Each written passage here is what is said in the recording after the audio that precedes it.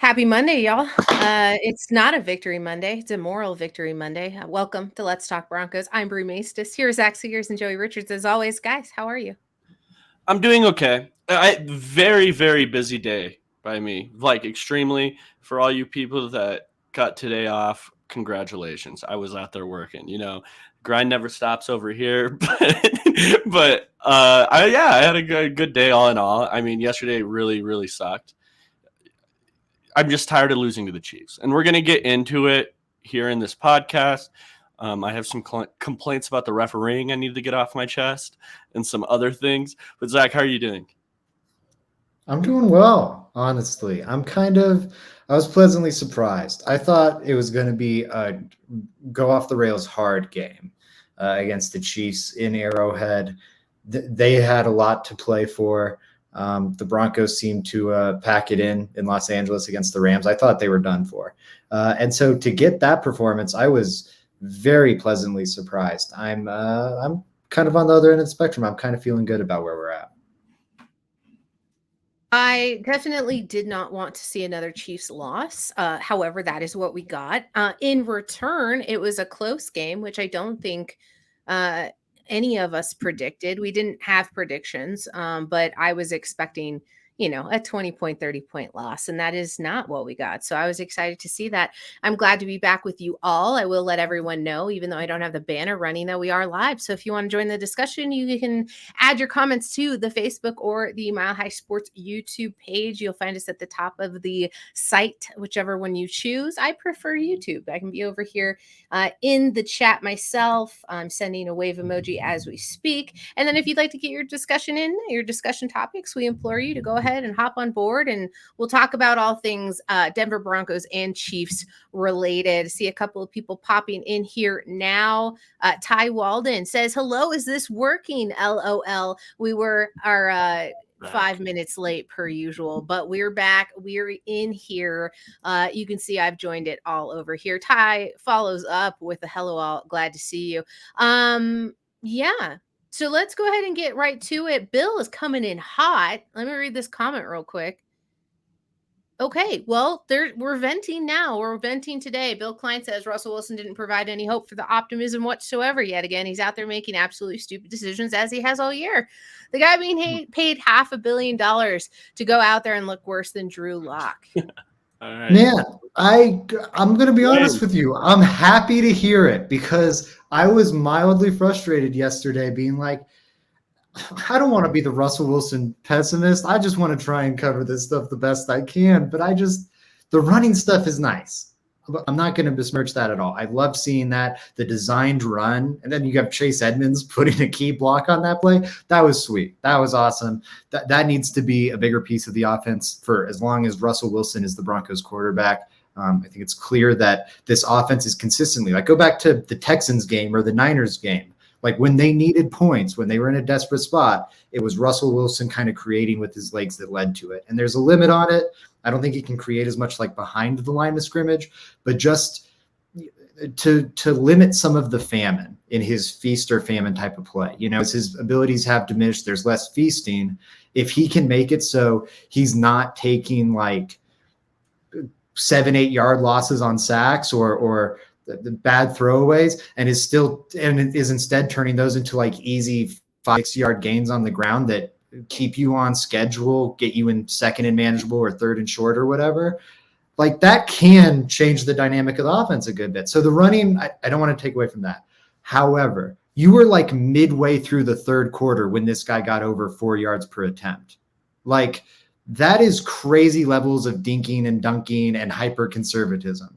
Like, Teddy Bridgewater, I'm curious to look up the Alex for this game. Once you guys start talking, I might research that, which looks at how short of the sticks you're throwing the ball. A really good way to measure how conservative a quarterback is playing and how underneath and everything. This Broncos offense was just like so underneath. And it heated up in the second half, and I think Russ did have like a good quarter and a half there through the air. But I wouldn't put this in his top like 3 performances of the season for sure. I personally don't think it's in his top 5 performances. I'd say Seattle was more impressive. I'd say the first Raiders game was more impressive. I'd say the first Chiefs game was more impressive. I'd say the first Chargers game was more impressive because of what you saw in the first half. I'd say the Jaguars game was more impressive. It didn't wow me. It was really inefficient quarterbacking for about 60% of the game. And the running was good, but this is not what you signed up with with Russell Wilson. It looked a little more competent and a little more comfortable. And I get how that's nice, but man, Teddy Bridgewater would have watched those first 2.5 quarters and gone, that's really conservative quarterback.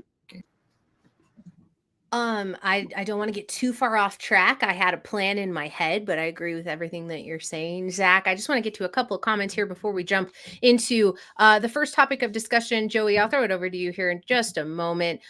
David Romero Sotelo, new name here. If you enjoy the show, go ahead and keep on contributing to the discussion. Happy to see all the comments coming through. The O-line doesn't help out much. There's definitely a situation there where the offensive line is not doing the quarterback any favors or the offense as a whole. Dave Glassman, it's good to see you. I haven't seen your name in a while. I'm coming to the Mile High City for week 18. Give me your best advice. Also, F the refs. Yeah, absolutely. I think that's 100% on board. As far as best advice goes, definitely if you're going to enjoy the tailgates, make sure you arrive early. And it's supposed to be kind of cold, so make sure you bring your layers. Depending on where you're sitting in the stadium, that could affect you either way. Joe, I know you have something to get off your chest as far as reffing goes, but I did want to get to, there's so many comments in here. I can't get to them all just yet. Hi, Frankie. Nice to see you. Really excited to have you here with us. What up? We got to talk about it because it was the news of the morning before we get into a breakdown of the game. A lot of not just smoke. It looks like we can actually see the flames, and not in a bad way. But could it be potential that the Broncos have figured out who they want as their next head coach? Is it Jim Harbaugh? I hate you, Zach, but that is a really good pun. So thank you for putting it up there. I'd never know how to deliver those exactly. Joey, I've been waiting all day to hear your take on Jim Harbaugh. So give me your rundown of why you think I should want him as the next head coach of the Denver Broncos. Will do, Bree. I mean, Bree, what is your opinion on Evero?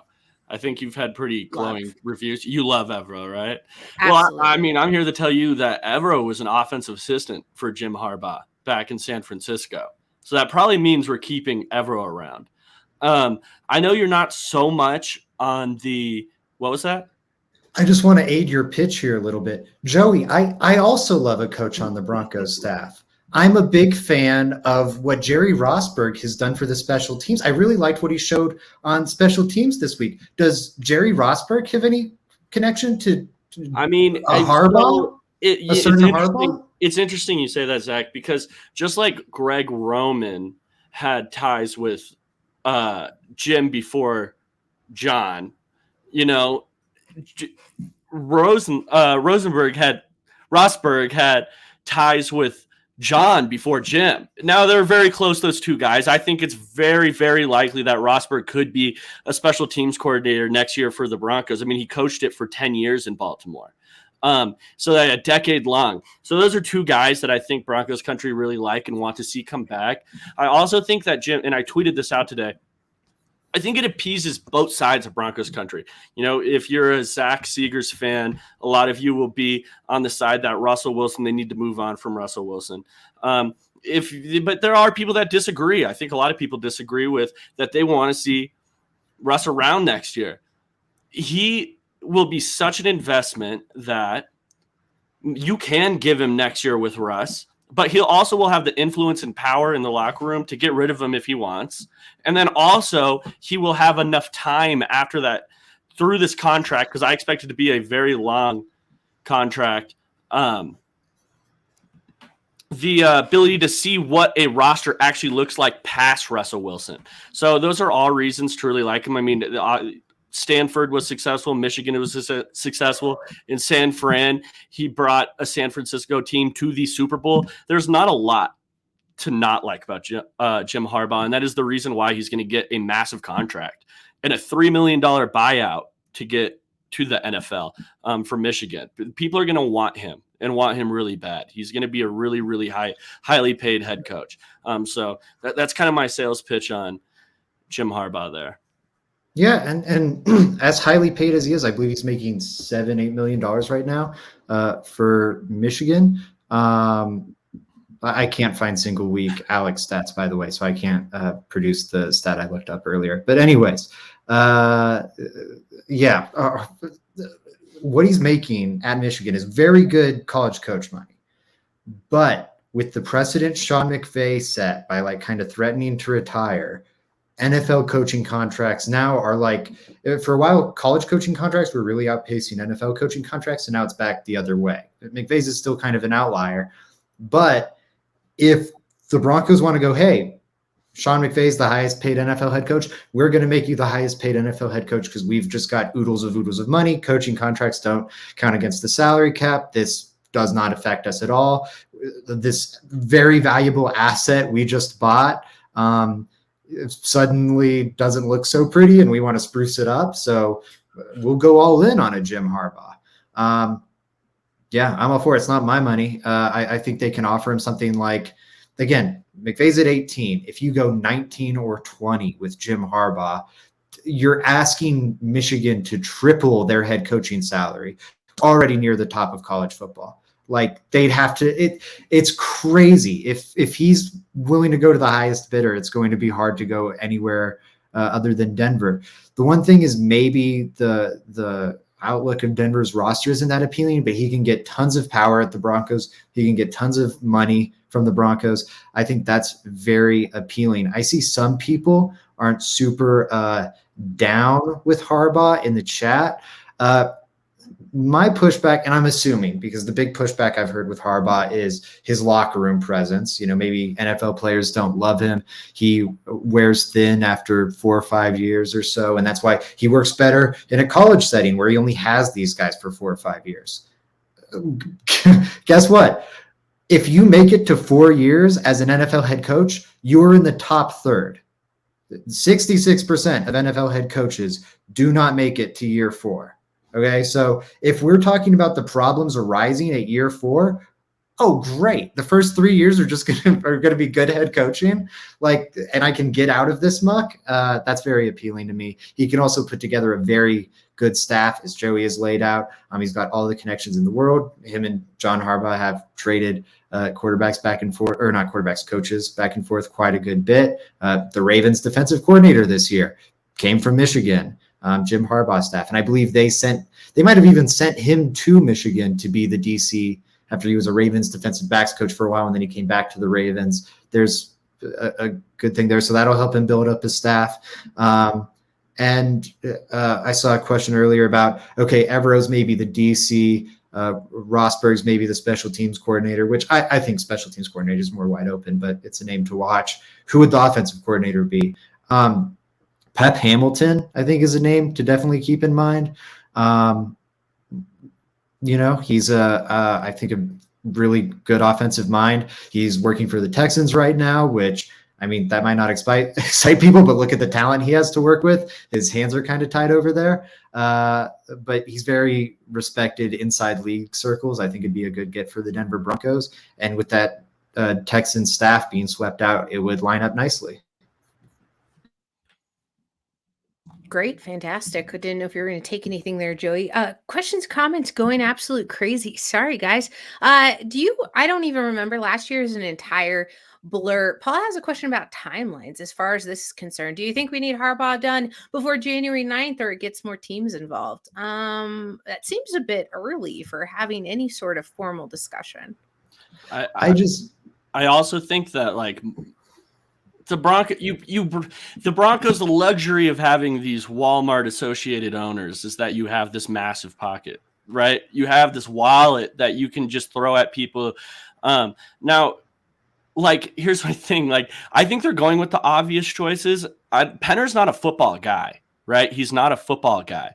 And he's leading this whole thing with the Broncos. It makes sense to go after the obvious choices, and then when you have that wallet, money talks. It just really does. If you can make him the highest paid head coach, there's not a bidding war the Broncos can't win.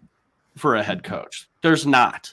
So if it comes down to that, I don't know if there's a time you need to get it done. You need to show interest. You need to make sure that you're not out on him, but I think you absolutely need to. It doesn't matter as much because of that money. It really doesn't.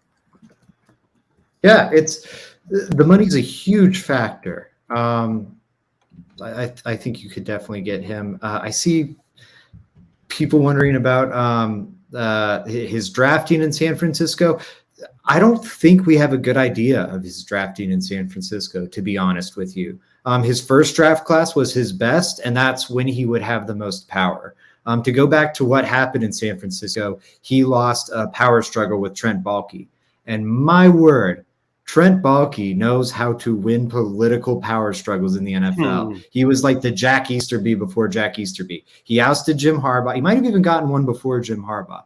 But he got Harbaugh. He got Tom Sula. He got Chip Kelly. And then he goes to the Jags. He gets who was there before Urban Meyer? Doug Marrone. He got Marrone. He got Urban Meyer. Now he's got Peterson. And now finally his power is kind of waning a bit in Jacksonville. But yeah, when he was at his most powerful, when he wasn't losing that power to struggle to Trent Baalke, their classes were pretty good. If you look at the problems in their draft classes, because I was curious about this too, it's taking guys like LaMichael James and these college players that had horrific injuries because Trent Baalke believed there was a market inefficiency. He still does. You can see it with like the Walker Little pick in Jacksonville. A core belief of his is that there's a market inefficiency in the NFL when it comes to drafting injured college players. And so in San Francisco, he would draft all these really talented players that were being dropped down the boards because of injuries. He thought it was a good value. Turns out a lot of those guys were injured in the NFL or just wouldn't return to being the same player. And it was Marcus Lattimore, not LaMichael James. But I think LaMichael James might have been another. Drafted LaMichael James in the second round as well, I believe. Yeah, both those guys. Excuse me. So I think the drafting was pretty good. Ty Walden, I'm curious about that would be too early. I mean, if you're looking the January 9th thing. If you're looking at early, I mean, he drafted the first draft they had. They drafted Aldon Smith, who you can't deny the guy's talent. He was phenomenal. I mean, at the beginning of his career, he had a ton of conversation was who's better, Von Miller or Aldon Smith. Like that was a conversation that happened. And then in the second round, he followed that up with Colin Kaepernick, who ended up taking him to a Super Bowl. So I don't know. It is hard to tell though, to Zach's point, because of those issues he raised. Yeah. And the January 9th thing, I wouldn't be worried about that if I was a Broncos fan. It'd be great if they could lock him up before then. I think that's ideal. I wouldn't expect it because Jim Harbaugh's a smart businessman. Why would you sign a deal before everyone can bid on you? Like, that doesn't make sense. Wait until you've got the Broncos and the Colts and the Panthers and whoever else bidding on you. There's a Panthers beat reporter today saying that Harbaugh's expressed interest in the Panthers job. So I just, it wouldn't make sense to tie it up before then. Ty said something about him being a bad playoff head coach. I'm trying to look into that right now because I remember him being a pretty good head. Yeah, he's 5-3 all time in the playoffs. He's got a winning playoff record. Like, that's insane. I don't know how many coaches have a winning playoff record, but it is very, very, very few. And I bet the lion's share of them are in the Pro Football Hall of Fame. He's a very head coach all around. Celebrity version of John Fox. I mean, that's just crazy. If like the power doesn't go out, like imagine if he coaches in any Super Bowl where the power doesn't go out, they probably win that game. Like that's just, and then the thing with Georgia, last year it's Georgia. Like look at that Georgia team's going to go down in the same way we view like the recent LSU dynasties, or not dynasties, but dynasty with Burrow and Jamar Chase and Justin Jefferson and everything. It's going to be viewed the same way we view that 2001 Miami Hurricanes defense down the line. Like in college, there's a clear parity issue. Michigan is not playing with the same guys that Alabama and Georgia are, much like Colorado is not playing with the same guys Michigan is. I'm not hung up on that. And then you look at what he did for San Fran before he gets there, they are one of the embarrassments of the NFL. He makes them a perennial contender. They get to the Super Bowl that one year. And then quarterback play kind of falls apart and he retires, goes back to the college game. Anything about him not being a winner or not having playoff success or like can't get it done, I just don't. Okay, this is the mini rant side of rant. Same thing goes for running quarterbacks. Don't say running quarterbacks can't succeed in the NFL because none have won a Super Bowl. There have been like 7 truly special running quarterbacks, maybe like 10 in NFL history. And there's like 53 Super Bowl champions. It's very easy to see how those two might not overlap when the wide majority follow more of the pocket passer model. Like, look at what he's doing outside of that, consistently making him a playoff team that could win playoff games. I think judging success by, okay, who won the Super Bowl? Like, who thinks the Bengals were the second best team in the NFL last year? I don't. I don't even think they were the best team in the AFC. I don't think they were the second best team in the AFC, but they got some good bounces. I think they're a much better team this year than they were last year. And there's a very good chance they don't make the Super Bowl. So I don't know. I wouldn't judge things based off who gets to the Super Bowl or wins the Super Bowl in the end, because as we've heard so often, it's just about getting to the dance. Because once you get into the playoffs, so many crazy luck things can bounce your way. And even all that considered, Harbaugh's one of a very few that has a winning record in the playoffs. So Okay, I'm moving on. We've spent 21 minutes talking about Jim Harbaugh, which I think is great and everything. But before we can get to who's going to be the next head coach of the Denver Broncos, I think we need to talk about who took over interim duties as far as that goes. And Jerry Rosburg, I think, made an impact on this Denver Broncos team. We're going to judge him, but I don't think it's going to be poorly.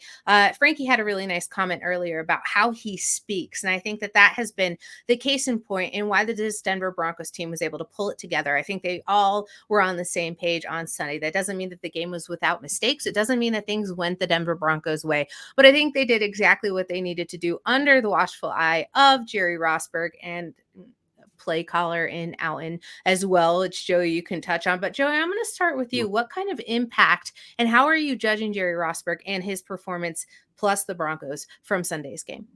Yeah, I mean, I think Rosburg is kind of a breath of fresh air, really, in those pressers specifically. Like, he just comes across like a real person, which is nice to see. So many times in those press conferences, do you hear people just talk what they're supposed to say? I don't think Rosburg is really that. He's a no-nonsense guy up there. You know, he's a special teams coordinator. This isn't like a 10-year special teams coordinator. Of course, he's been up there and done the pressers before. But before this, he was a senior assistant. It's not like he had all this training going into it, talking points, whatever the situation is. No, he was thrown up there, and Jerry Rosburg has impressed me greatly, just to echo Frankie's point there. Honestly, I kind of like what he's done so far as a coach. I mean, the very first thing he did when he came in was get rid of Butch Berry and some of these other guys that we're just not big fans of in Broncos country for a variety of reasons, right? So he took that role. I think obviously other people had plenty of input on those decisions, but I also like that he took that. He was like, yeah, no, it was me. Even if it wasn't all the way him. He's like, yeah, that was me. I had to get rid of that.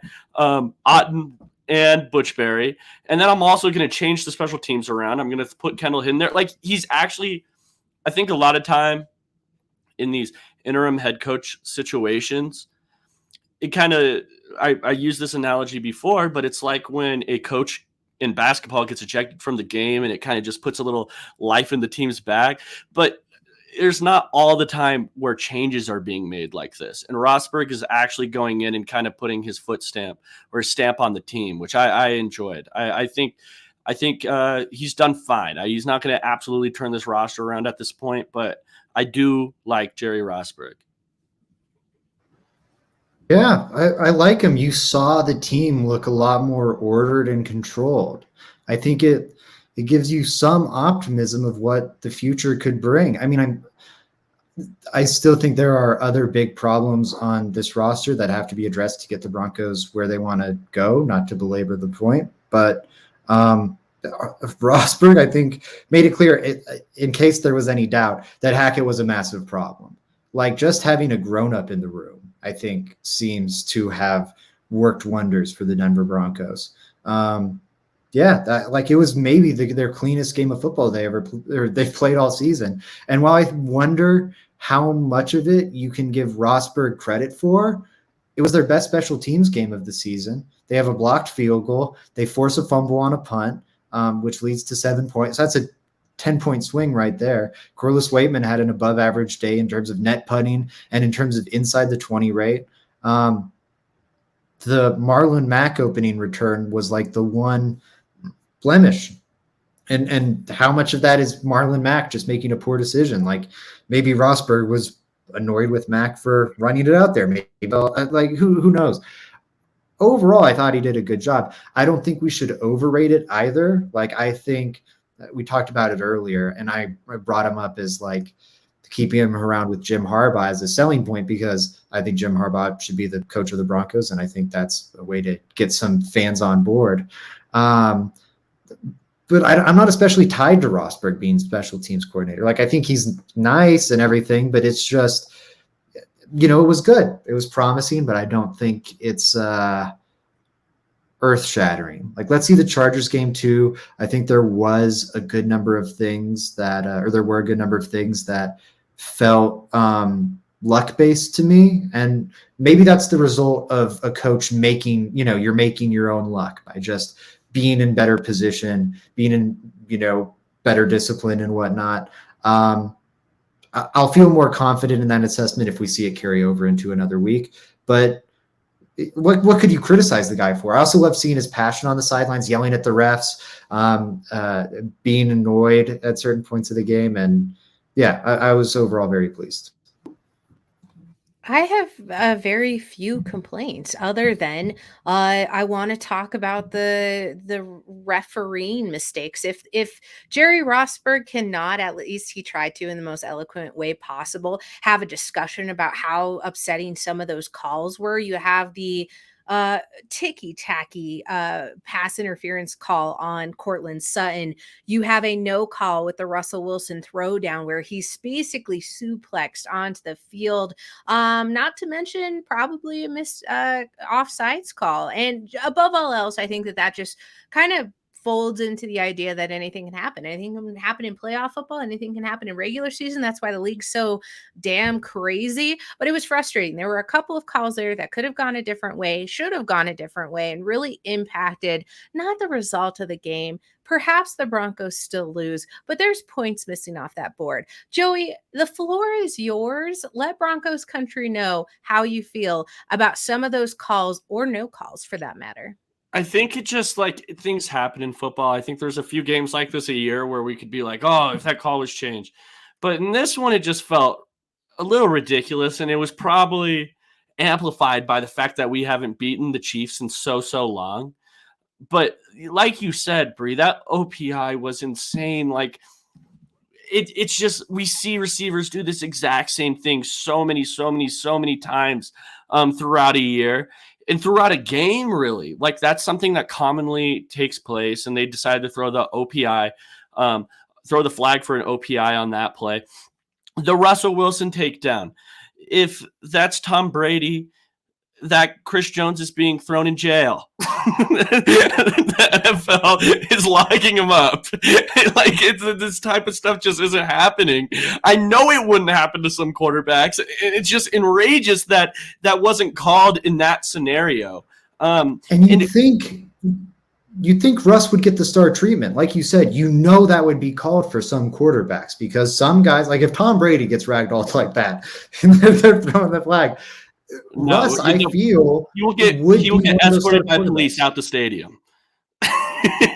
That's what I'm talking about. I'm surprised. Maybe I don't think it's a product of Russ's status falling so hard in one season. I just feel like it was a bad call from the ref, but it's like you'd feel Russ is one of those players that gets those calls. Yeah, no, totally.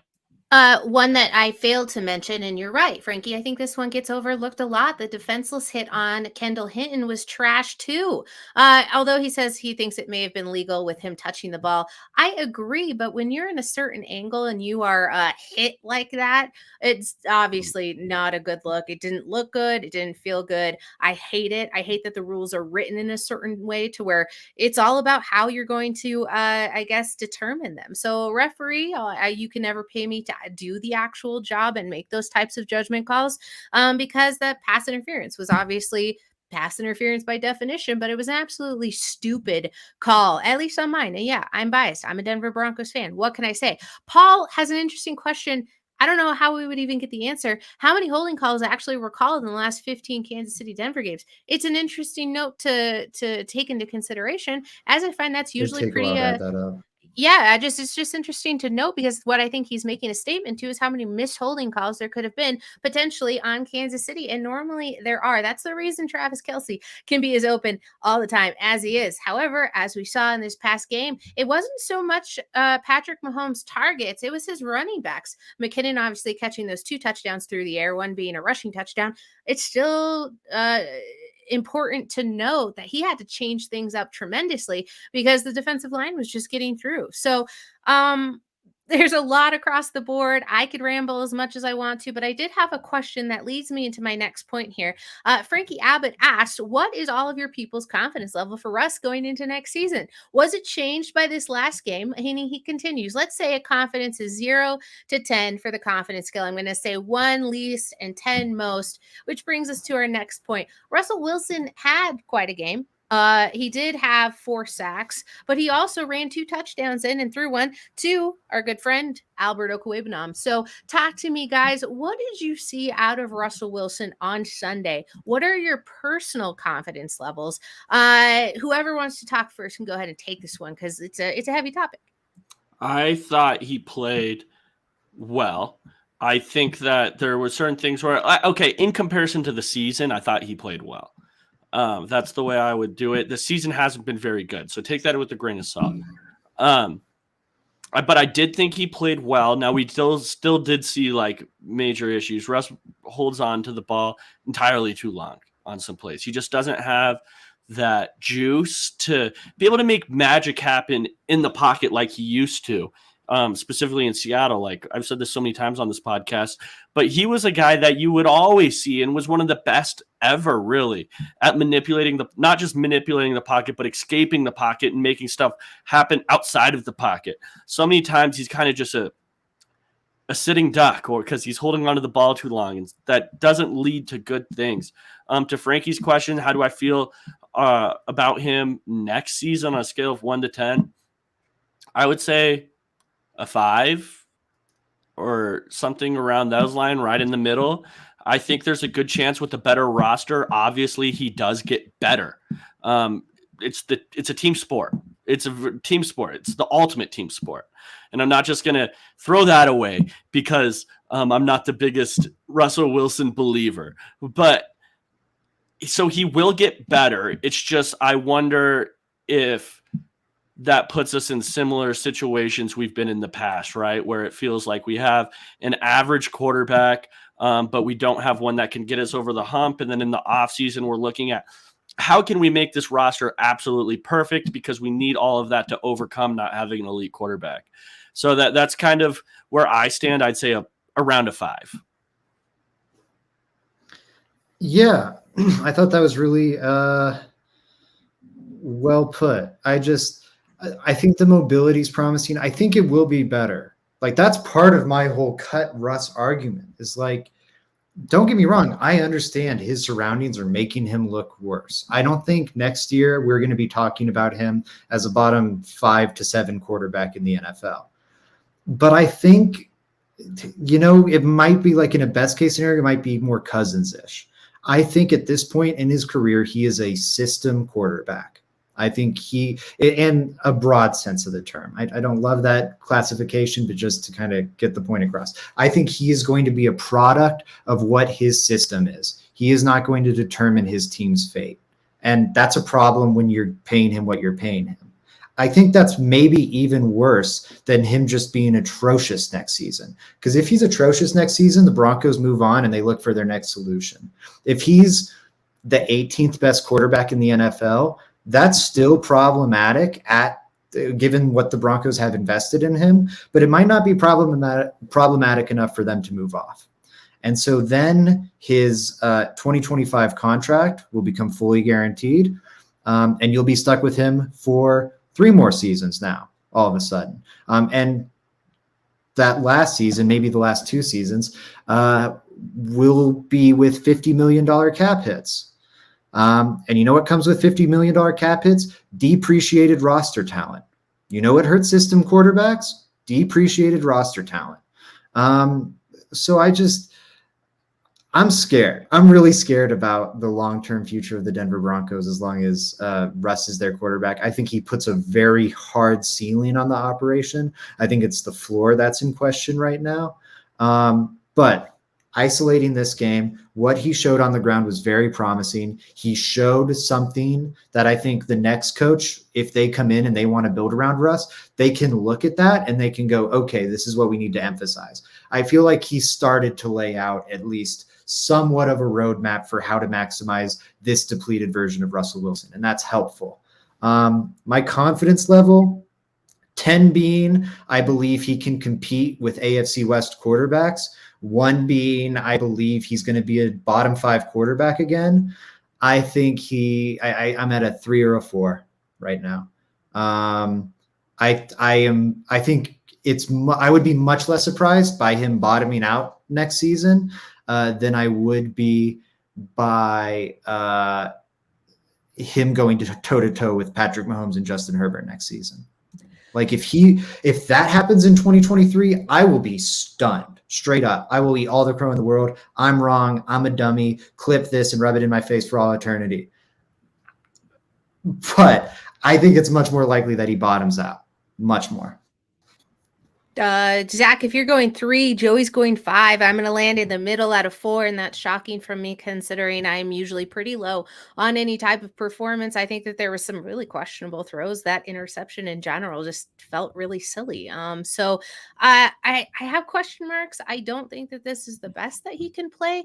I think it's about what's to be expected. The problem is it's not what he's been hitting the entirety of the season. Samuel Castro, longtime watcher of the show, I would call him a regular, says, we all know the O-line is going to change going into next season. Do you think that this is going to get better? The O-line specifically, or the help towards Russ? I know we were on the Russ conversation, but I guess we can take it either way. I would assume that with an expanded and improved and some time and money spent on the offensive line is going to increase the chances of the Denver Broncos offense looking somewhat capable. I know that it hasn't been great right now. That does not, however, excuse performances from certain players. So I do just want to point that out, that both can be true. The offensive line does kind of tend to look a little bad, but quarterback play is not always tied to that. So wanted to throw that out there for either of you if you had a point to that. But there's also a question here. Ty Walden, I'm going to take this real quick. Question for you guys. Do you think George Paton's job is safe, or will it depend on what coach is hired? Sorry, I forgot to ask this earlier. Currently, as it stands, it's all speculation at this point. What I'm going to say is that there is no intention or forthright conversation with George Paton's seat being hot. However, why would the team tell you any otherwise? If he's going to stay through draft, this is a conversation that we're going to be having. Obviously, if Paton has been kind of alleviated from some of his duties. However, a lot of people are misrepresenting the conversation of George Paton losing the ability to be a part of the head coaching search. If the head coach, however, does not like George Paton, there's a conversation to be had there. It could go either way. Joey, you think the seat is hot? Yes. Bree, I thought you said that absolutely perfect, by the way. I want to say that too. I think you said that like perfect. But I do think it's hot because this next head coach, if you're fishing for a Sean Payton or a Jim Harbaugh or one of these big head coach names, contract alone, they're going to demand more influence than George Paton. They're going to be the face of the team. That guy is going to be the person that everyone gives credit to. That's going to be the person everyone gives fault to. So because of that, that head coach is going to have more influence on whether he likes this GM or not. Now, if I'm George Payton, I'm in those interviews pressing hard for the guys that I really like and like me back because I don't want to lose my job. But at the end of the day, I do think that if you're fishing for one of these big names like that, the influence they demand puts them in a hot seat, right? Just because they're going to have more influence on the team. They're going to have more influence on the team than Peyton will. It's interesting the way it's set up, right? The owner is going to have the head coach and GM report directly to him. It's not the head coach report to, which is atypical. It is atypical, and it's not the head coach report to GM. So if you just give this Jim Harbaugh, let's say it's this massive 7-year contract, of course he's going to have more influence than George Payton. It just is what it is. George Payton wasn't even hired by these guys. It's gonna be hot because of that. And he's currently on a atrocious cold streak, like one of the coldest streaks any NFL GM has been on in NFL history. Like they're mad at him. Like I'm sorry. I think he is very much in the hot seat. I think the energy in that press conference was extremely clear. And here's another thing I'd say in regards to a lot of the conversation with this. I think George Payton has demonstrated more of like we talk about how he doesn't leak a lot, and he doesn't. There's very few leaks there, but he does play the media game. We haven't seen the Walton Penner Group play the media game a lot, but we have seen George Payton. And George Payton's a master. I feel like if Joey and I, let's say Joey and I got in a big pod blow up, right? And Joey was no longer on the show or whatever. Or maybe he was. He's still on the show, but we're having like things are no. But things are just tense. One second. Things are just tense, right? Clearly. Shoot, I lost my train of thought. But the things are tense. One of us knows how to play the media game. The other doesn't. Let's say it's Joey. And it's coming out, oh, everything's great. Nah, man, Joey's great. They love Joey. They think Joey's the man. They think he's great. I think it'd be fair to be like, I wonder. Because it seems like, I don't know.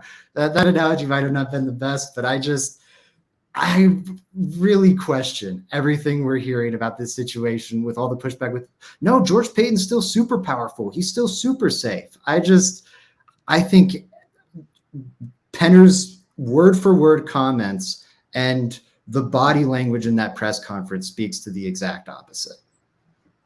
I agree. All right. Tyre Cole, which love the name. I'm not going to highlight the whole comment, but I am going to read. Russ is slow, holds the ball a little too long, struggles at reading defenses.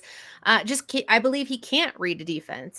He does an audible. He looks at his wide receiver one the entire way, never checks down to a receiver. I don't know if I agree with that entire statement. I do think parts of that, though, are a lot of the things we've been talking about here on Let's Talk Broncos. So if you're enjoying the show, I'm going to implore everyone watching, because there's been a lot of new comments, that if you want to see us, we're on live every single day, Monday through Saturday, for Mile High Sports. You can subscribe. You can follow us. You can follow us over on all of our socials so that we can interact along with you. If you'd like to join the Discord and join the conversation, or if you just like to pop in every once in a while when you have some free time, we would greatly appreciate it. And we are happy that you're joining this conversation. Samuel Castro said, great point, Joey. And then Frankie Abbott agrees with Joey's point of probably being gone after the draft. I mean, it's all speculation. I'm going to be the kind of person who reels this in just a little bit of, I don't know how it's going to work out. There's information, there's evidence, there's things that are outside the norm. I'm not going to jump on any ships yet, just because I'm still trying to get my head around Nathaniel Hackett being gone. Like, I'm going to take it one step at a time here. But Tyre Cole also says Peyton should have been fired with Hackett. So there's a lot of different conversations to be had around Broncos country. So yeah. It's either way. Zach, I think right now, like, keep George Payton's draft board, like, why give yourself 3 months to scout this upcoming class, like, or I guess 4 months. to scout this upcoming class when you can have a whole year? So Joey's absolutely right. I think that's the first time period to circle. Even if George Paton survives the draft, I would not be going like, oh, look, he's safe, because he could very quickly be ousted, after that first year. Whatever bumps the Broncos go through in the first year, let's say it's Harbaugh, could very easily go,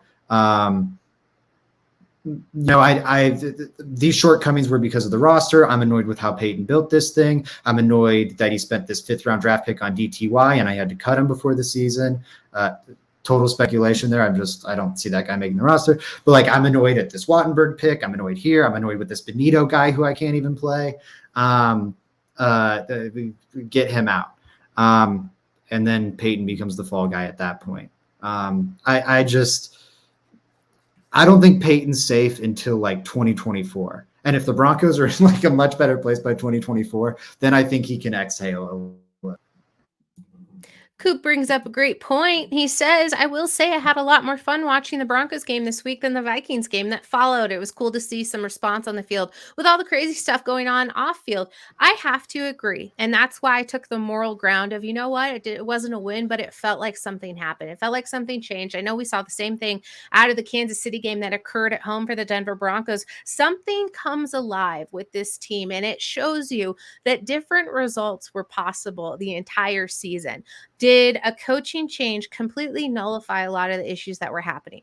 Absolutely not, because you cannot blame it entirely on the coaching, just like you cannot blame it entirely on the quarterbacking. There's a lot going on here with the Denver Broncos team that gets really dangerous when you start talking about the injuries, the inability to construct an offensive line, because not only the talent that's on the team, but the discussions that are being held at the coaching level. We talk about it a lot in very incremental pieces here on Let's Talk Broncos, but we never really walk through the progression of it, because more and more things keep coming up as we talk about what is making the difference here, because it changes on a day-to-day basis. You can see Russell Wilson have really good games, which I would say maybe the Jaguars was one of his best ones, that you didn't see the same type of performance here out of Russell Wilson against Kansas City. There's another comment here from Tyre that he said, Russell Wilson happens to check down early. We can discuss that as being an issue, as him being sacked too much. However, Russell Wilson's game has always been very heavily reliant on his ability to take a sack and be mobile in that pocket. So if that tends to fail with the offensive line looking a little bit terrible, or you're losing one to injury, this is the result that you're going to see. This season and this Broncos team in general has been entirely unpredictable. So as we come on every single week, we're giving you our best estimation and assumption as to what's going on, what we saw. There's not a right answer. I don't think there is one where we could go, this is exactly where the blame lies and exactly where this season went wrong, because it's a whole lot of a perfect storm of absolute crap. So let's just say it hasn't been great, and there's a lot of fingers to be pointed in certain directions. Alessandro Rhymes says, as I will get off my high horse here, so is Bronco country behind Russell Wilson? Yes or no? Depends on who you ask. I don't want to ever be the voice for Broncos country. I want to be the voice that's asking Broncos country what they think. So let us know, LTB listeners, are you still behind Russell Wilson? Yes or no? I never really was. I need to see a whole lot more. Could next year change? Possibly. A lot of things are wrong with this Denver Broncos team right now. Russell Wilson definitely isn't the only thing that's wrong, and I'm not going to be crazy enough to say it. But if you think that's the number one reason, there's limitations to moving off of them. And there's a great point, if you haven't been reading Zach Seeger stuff, of how it's pretty possible. So guys, I want you guys to answer that as well. What is your idea of how Broncos country is viewing Russell Wilson? Are the majority of them behind him, or are the majority not? It's an important question. I think the majority is behind him. For sure. I think the majority is frustrated and annoyed, but I don't think the majority wants to move off him right now. I think a lot of people, the fastest path to the Broncos being good is Russell Wilson suddenly becoming the good version of Russell Wilson. And so I think a lot of people want to see that happen, regardless of the fact that I think it's really not likely. I think the tide's turning. I think it's a solid 70-30, 60-40, but I don't think the majority of people want to move off Russell Wilson right now. Now they should, and I'll stand by that. I'm not just going to listen to Broncos country. I love you, Broncos country, but you're wrong a lot. And as you should be, as most fan bases are. We all want the best for our team. And I think sometimes it's a little misguided, like giving Drew Lock 7 years to develop. I know some people would have loved that, but probably wouldn't have been the best path for long-term success. I'm a big fan of moving off Russell Wilson. NFL teams are generally rewarded for owning their mistakes. Decision makers generally aren't. And the incongruency of those two ideas tends to lead teams like the Chicago Bears with Mitch Trubisky, or, from the blank team with failed young quarterback, to hold on and wallow in misery for too long. The Broncos shouldn't be one of those teams. They should demand better. And frankly, their division demands better. You can't just be okay at quarterback in this division. For the next 15 years, if you want to consistently compete in this division, you need an alien. And it's unfair. It sucks. But that's where the bar is for the Denver Broncos. And they have to play the game with that bar in mind. Yeah, I do think it's more split than you, Zach.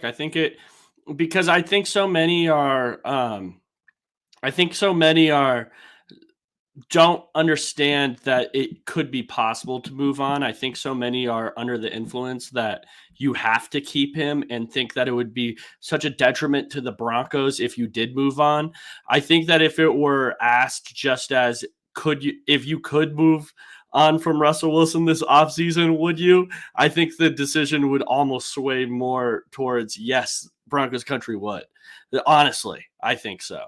I just think that's the way I lean. Now, obviously, there's other things that go into that, like the contract and different things like in the sort. But if you could take that trade all back, I think the majority of Broncos country would. If you could just get rid of him with no huge repercussions, I think the majority of Broncos country would.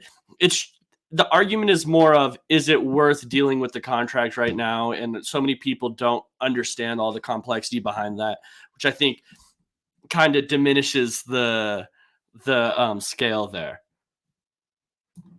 I think that's a good point. I think it is too. I'm going to move off of it because we're going to be having this conversation for, I feel like what feels like forever, and I can't wait to do so. This is my final plea for that. If you want to hear every single second of that, we will be coming at you at a reduced capacity, but we still bringing you the daily Broncos podcast here from Mile High Sports. Zach, were you going to beg the people? No, I'm just praying to our Lord and Savior, Jim Harbaugh. Please, Jim, please take the Broncos job and use the power instilled in you by the Walton Penner Group and the millions of dollars they're paying you to save us from our misery. You are one of the few people who can do it. I'm going to let people know that if you haven't already, you need to join the Discord. I'm not going to highlight what's going on over there, but the chat is talking about it. Legality good or not, content. It's good content. We want to come talk football with you, and I just think it's hilarious because I really appreciate the Discord. A lot of great people in there, a lot of okay people in there. It's a fun time. We're going pretty long today, but I do want to talk a little bit about who you guys think the player of the game was. I'm going Justin frickin' Simmons, 6 interceptions on the day. I love to go defense wise. I think also there's a lot of other big player names that did a good job, but I'm going Justin Simmons, frankly, just because he impresses me year after year after year. I surely hope at one point he can actually be a part of a winning season. Joey, I'm throwing it over to you. Who's your player of the game? I'm also going with Justin Simmons. I think Justin Simmons is a phenomenal football player that sometimes gets, or not sometimes, all the time gets overlooked nationally. Justin Simmons is one of the best safeties in football. His football IQ and in football intelligence is just off the charts. And it's speaking that he has a career high in interceptions, being a all-pro in the past, right? And missing games this year. Like that's a really crazy thing. I really, really love Justin Simmons. I'm happy he's a Bronco, and I'd give him my game ball. Yeah, I love the Justin Simmons pick. He is climbing up the ranks of the Broncos all-time interception leaderboard. I was trying to pull that up really quick. but I know he's close. He's 7 away right now from Champ Bailey. There's like a good gap. I don't think Champ Bailey's the top of that gap. There's like a good 4 interception gap. I think he currently ranks 7th all time in the Broncos franchise history in interceptions. But with 4 more, he'll like be 6, and then it'll be like every interception after that. He's going to be climbing up the charts. Here we go. Steve Foley has the most with 44. Then it's Goose Gonsolin with 43, Bill Thompson with 40, Champ Bailey and Tyrone Braxton with 34 apiece, Mike Harden with 33, and then Dennis Smith with 30. So yeah, there's these good like chunks of 3 where he won't be passing anyone. But then he can get like Mike Harden, Tyrone Braxton, and Champ Bailey all in like a 2 interception span and enter the top 4 all time, which I think is really likely. If he plays 2 more seasons for the Denver Broncos, he probably enters the top 4 all time, or top 4 all time. If he plays like 4 more years for the Denver Broncos, he'll go even higher. And some of that's maybe he gets traded. Some of it's also he's, a 28, 29-year-old safety. We're projecting in, out to 32, 33, maybe with declined production even later than that. Who knows if he plays that? Oh man, sorry. You're getting my reaction. Me and Joey talk about this all the time about how you're not supposed to be on Twitter while we're on the pod. However, I was, because I needed to check on this information. Got a player down for the Bills during this Monday Night Football game. There's actually an ambulance out on the field, so we're going to go ahead and get to that next. I just wanted to bring that to the attention to anybody who maybe was listening to both of these things. It doesn't look good. And on that note, Frankie's going Alex Singleton. That is the second Singleton mention here in the chat. Wayne King also said he had a great play, was glad to see him back. Me too. And also he's going for his own career records as well. Most tackles in a season, I believe, for the Denver Broncos, which that would be pretty impressive given somewhat of a dumpster fire here for the Denver Broncos. I like saying that word, but I'm really not that down on the team right now. I don't know if it's just because it's the end of the marathon and you can see the last mile in front of you, so you feel really good about it, much like this show, because I am happy to say it is that time for Joey's question of the day. What? Okay, here it is, guys. What? This header is so ridiculous. What do you guys think the biggest need on defense is? Now, the defense has played really, really good this year, but I'm curious where you think there should be improvement. Specifically, the biggest. Where would you guys like to see maybe someone really good play instead in a certain position? Zach, I'll let you go first, Bree. No, you. Shoot. Joey, can you re-ask the question? Yeah. What position on defense do you think is the biggest need? Got you. Man, it's a good question. Because all of them I think are sneaky big needs. I would have said we never have enough cornerbacks. I'm going to just throw it out there. Listen, I'm going to go out there and say, because it was an issue last season, because it's an issue this season, I think that it needs to be like something that really gets handled in the off season. And it's not just I think we have enough, because injuries surmount so quickly, especially in the secondary, that if they're not prepared, it's going to be the same thing of like, wow, we really should have looked at Nate Hairston. Wow, we really should have kept Bryce Callahan. And we're standing around going, well, now we're on our third string's out. It's been a really paltry position for the Denver Broncos. Now, let's say you don't want 30 players being on the injured reserve or anything like that. You're not expecting that, but you also want to have a nice little farm of those types of players because it impacts the defense tremendously. So that's my answer, and I'm sticking to it. Zach. Yeah, I like the cornerback pick, and I can see it, especially if this team moves off Ronald Darby.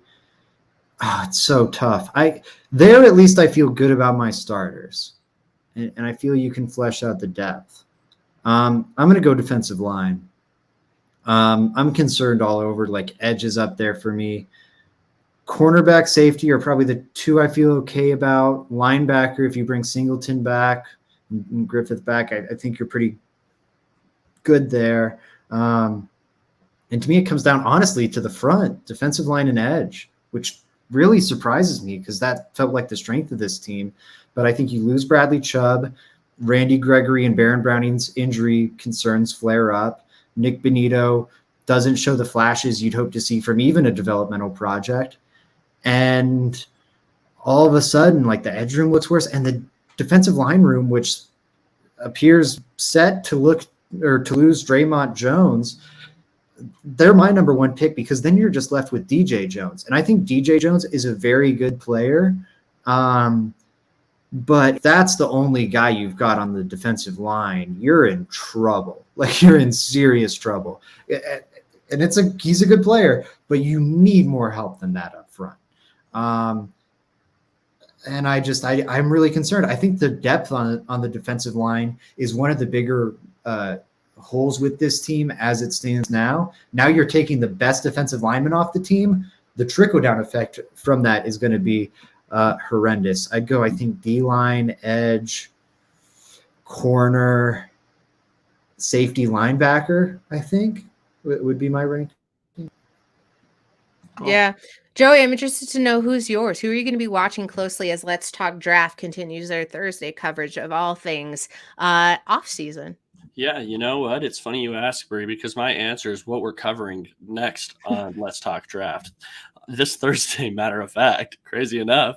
Wow. And I think it's edge. I do think it's edge. While the talent isn't the issue in the room, they've invested plenty, right? Handed Randy Gregory a big contract. Baron Browning looks plenty promising at edge.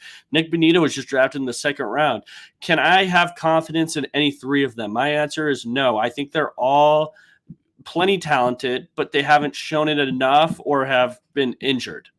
Like that's kind of the issue there. We saw it in this Chiefs game. The Broncos couldn't get a pass rush with their front four whatsoever. So I would go with edge rusher there. And if you want to hear about the edge rushers in the upcoming class, make sure you're tuning into the Let's Talk Draft podcast every single Thursday, exclusively to the Let's Talk Broncos Twitter, YouTube, Facebook. So if you do not follow us there, make sure you are following the Let's Talk Broncos pages if you want to catch that. Yeah, Zach, where can everybody find your stuff? Yeah, make sure you're watching Let's Talk Draft. Love what we've got going over there. Let's Talk Broncos on YouTube. Really easy search. Just look up Let's Talk Broncos. Find all my work over at milehighsports.com. It'll be my last week of article a day every day.